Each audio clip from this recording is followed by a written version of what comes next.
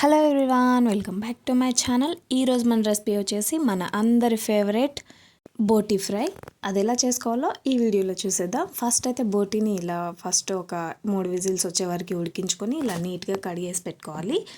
తర్వాత బోటీని ఫ్రై చేసుకోవడానికి ఒక బాండీ తీసుకొని దాంట్లో కొద్దిగా ఆయిల్ వేసుకోవాలి. నాన్ వెజ్కి ఆయిల్ ఎక్కువగానే పడుతుంది, అందులోనూ మనం చేసేది బోటీ ఫ్రై కాబట్టి కొద్దిగా ఎక్కువగానే తీసుకుంటున్నాను. ఇలా నూనె వేడెక్కిన తర్వాత ఆవాలు జీలకర్ర వేసుకోవాలి. అవి కొద్దిగా చిటపటమన్న తర్వాత టేస్ట్ బాగుంటుంది. అవి యాడ్ చేసుకున్న తర్వాత ఫ్రైలోకి కావాల్సిన మసాలా దినుసులు అయితే తీసుకున్నాను. నేను ఇక్కడ ఫ్లవర్, అలాగే 4-5 మిరియాలు, అలాగే బడా ఇలాచి, అలాగే దాల్చిన చెక్క, అనాస పువ్వు తీసుకొని అవి కూడా నూనెలో వేసుకున్న తర్వాత కొంచెం అవి ఫ్రై కావాలి.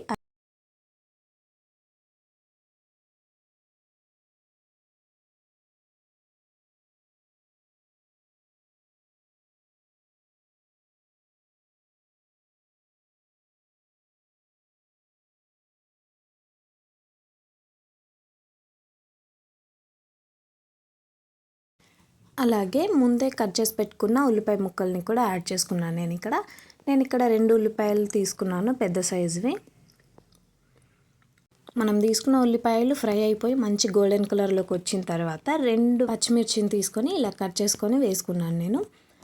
ఇలా వేసుకున్న తర్వాత కొద్దిగా పసుపు, అలాగే అల్లం వెల్లుల్లి పేస్ట్ కూడా యాడ్ చేసుకొని అది కూడా వేగేంత వరకు ఫ్రై చేసుకుంటూ ఉండాలి.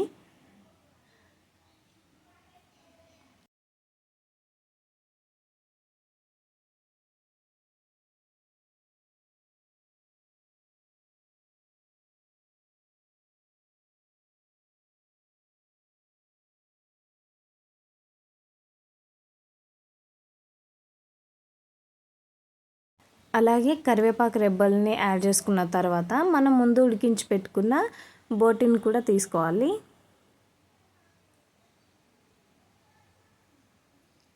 ఈ బోటీ మనకి ముందే కుక్కర్లో ఉడికించుకున్నాం కాబట్టి ఎక్కువ టైం పట్టదు, తొందరగా అయిపోతుంది.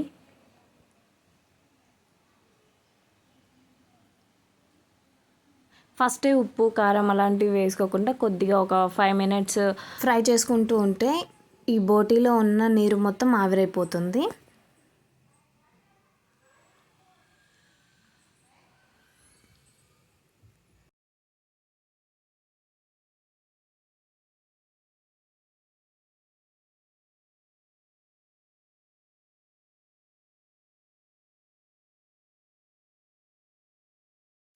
ఇలా మొత్తాన్ని కలుపుకొని ఒక 5 మినిట్స్ మూత పెట్టేసి వదిలేస్తే మనకి మంచిగా నీరు మొత్తం ఆవిరైపోయి మంచిగా ఇలా నూనె తేలుతూ ఉంటుంది, చూసారా? ఇలా మధ్య మధ్యలో మూత తీసుకుంటూ కలుపుకుంటూ ఉంటే మనకి బోటీ అనేది అడుగంటకుండా మంచిగా ఉడికిపోతుంది. ఈ బోటీని గ్రేవీలా కాకుండా ఫ్రై చేసుకుంటేనే బాగుంటుంది టేస్ట్. నేనైతే ఎప్పుడు గ్రేవీ కాకుండా ఇలా బోటీ ఫ్రైయే చేస్తుంటాను. కొద్దిగా కారం తక్కువ వేస్తే పిల్లలు కూడా ఇష్టంగా తింటారు. ఇలా కలుపుకున్న తర్వాత ఒక 2 నిమిషాలు ఇలా మూత పెట్టేసి వదిలేస్తే మంచిగా ఉడికిపోతుంది బోటీ మనకి. చూస్తున్నారు కదా, బోటీ మంచిగా ఉడికిపోయి నూనె ఎలా తేలుతుందో.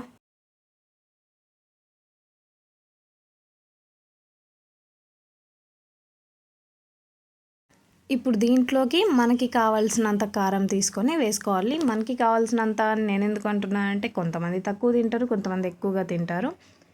నేనైతే ఇక్కడ 1.5 స్పూన్ వరకు కారం తీసుకున్నాను. అలాగే తగినంత ఉప్పు కూడా వేసుకొని ఫస్ట్ అయితే ఈ రెండింటిని మంచిగా ముక్కలకి పట్టేలాగా కలుపుకొని కారం ఉడికేంత వరకు ఫ్రై చేసుకోవాలి.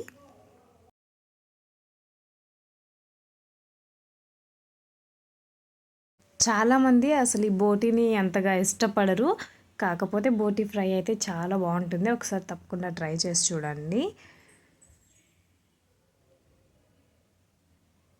ఇక్కడ మనకి కారం అలాగే ఉప్పు మంచిగా పట్టేసింది ముక్కలకి. మొత్తాన్ని ఇలా కలుపుకున్న తర్వాత ఒక 2 నిమిషాలు మూత పెట్టేసి ఉడికించుకుంటే కారం కూడా మంచిగా ఉడికిపోతుంది. చూసారు కదా, కలర్ కూడా చేంజ్ అయింది. ఇప్పుడు మళ్ళీ ఒకసారి మొత్తం కలిపేసి అలాగే దీంట్లోకి మనం ఫస్ట్ మసాలాలు వేసుకోలేదు కాబట్టి ఇప్పుడు యాడ్ చేసుకోవాలి. మసాలాలు కారంతో పాటు వేసుకోవడం కంటే దించే ముందు వేసుకుంటే కొంచెం ఘాటు మంచిగా ఉంటుంది, ఫ్లేవర్ కూడా బాగుంటుంది.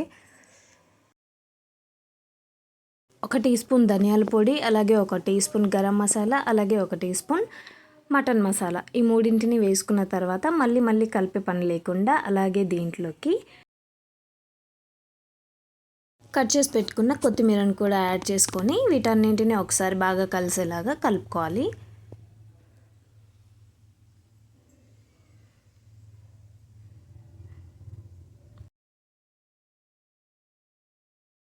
ఫైనల్గా మనకైతే బోటీ ఫ్రై రెడీ అయిపోయింది.